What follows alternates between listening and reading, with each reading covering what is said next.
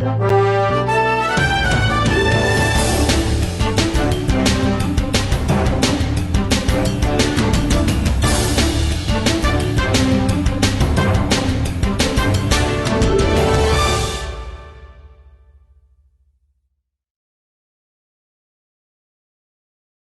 दोस्तों, स्वागत है आपका। दोस्तों, पिछले 6-7 महीनों से पूरी दुनिया की मीडिया का ध्यान रूस यूक्रेन युद्ध पर ही टिका हुआ है। लेकिन पिछले 6-7 महीनों में पूरी दुनिया में ऐसा कुछ हुआ है जो बहुत ज्यादा भयानक है। और उससे भी ज्यादा डरावनी बात यह है कि इस तबाही की जद में हर एक देश का नंबर आते चला जा रहा है। उदाहरण के लिए, इस साल की शुरुआत में सबसे पहले तो चीन के अंदर भयानक सूखा पड़ा। उसके बाद वहां पर चक्रवाती तूफान आए, फिर इतनी जबरदस्त बाढ़ आ गई जिसने पूरे चीन को हिलाकर रख दिया। और उस तबाही के बाद अब चीन में इतना जबरदस्त सूखा पड़ा हुआ है कि चीन की नदियों का जो लेवल है वो 100 साल के निचले स्तर से भी ज्यादा नीचे जा चुका है। बड़ी बड़ी विशालकाय नदियां सूख चुकी हैं। और इतना ही नहीं, इस समय इतना ही बुरा हाल है यूरोप का। यूरोप के अंदर भी जबरदस्त सूखा चल रहा है, भीषण गर्मी है। जिस यूरोप में 20-25 से ज्यादा टेम्परेचर को भयानक गर्मी माना जाता था, आज वहां पर 40-45 से नीचे नहीं आ रहा टेम्परेचर। इतनी जबरदस्त वहां पर गर्मी है। लेकिन यूरोप के बाद नंबर किसका आया? पाकिस्तान का। पाकिस्तान में इतनी भयानक बाढ़ आई है कि लाखों लोगों के घर तबाह हो गए हैं, सैकड़ों मारे जा चुके हैं और हजारों की संख्या में लोग लापता हैं। लेकिन अब पाकिस्तान का किस्सा निपटता उससे पहले ही, अब से कुछ मिनटों पहले खबर आई है कि जापान के अंदर एक भयानक भूकंप आया है।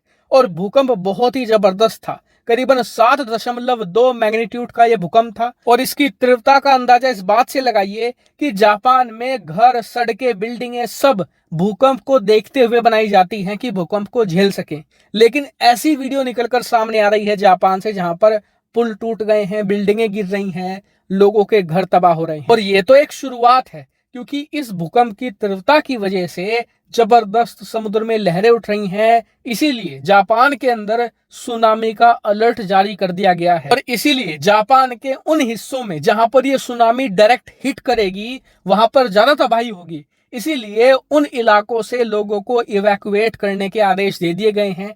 20 लाख से ज्यादा लोगों को उन इलाकों से हटाया जाना है। इसकी शुरुआत की जा चुकी है। वहीं सबसे इंटरेस्टिंग बात तो ये थी कि ये पहला भूकंप का झटका नहीं था। पिछले 48 घंटों के अंदर ये दूसरा बड़ा झटका था। इससे पहले जो झटका आया था एक दिन पहले, वो थोड़ा हल्का था, उसे जापान आसानी से झेल गया था। लेकिन इस बार ये बहुत तगड़ा झटका आया है। और आपको बता दूं कि इसका जो नुकसान है, इसका जो असर है, वो आपको चीन के तटीय इलाकों में देखने को मिलेगा, साथ ही ताइवान के कुछ हिस्सों में भी देखने को मिलेगा। और फिलहाल जापान की सरकार और वहां की पूरी फोर्स इससे निपटने में लगी हुई है। लेकिन इन घटनाओं से हमें एक बात तो पता चलती है कि दुनिया एक जबरदस्त क्लाइमेट डिजास्टर की कगार पर खड़ी है। क्लाइमेट चेंज, जिसको लेकर पिछले कई दशकों से वार्निंग दी जा रही थी, जिस पर दुनिया भर के नेताओं ने अमल नहीं किया, अब उसके परिणाम दुनिया भुगतने शुरू कर चुकी है। और इसीलिए मेरा मानना है कि भारत को भी अपने डिजास्टर रिस्पॉन्स फोर्स को और ज्यादा मजबूत कर देना चाहिए।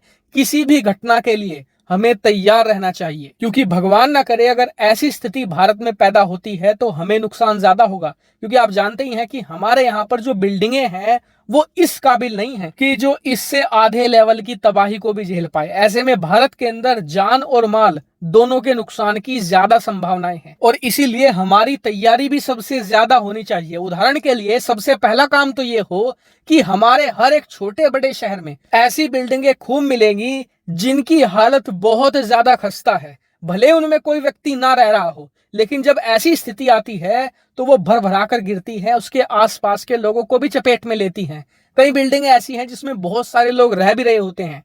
ऐसे में उनका भी सर्वे किया जाना चाहिए। वहीं ग्लोबल वार्मिंग को रोकने के लिए दुनिया भर के तमाम नेताओं को अपने मतभेद भुलाकर, दुश्मनी भुलाकर एकजुट होना चाहिए और इसके खिलाफ कड़े कदम उठाने की अब जरूरत है। हालांकि इस पर आपका क्या मानना है, कमेंट करके जरूर बताएगा। फिलहाल इस वीडियो में इतना ही। Thank you very much for watching video.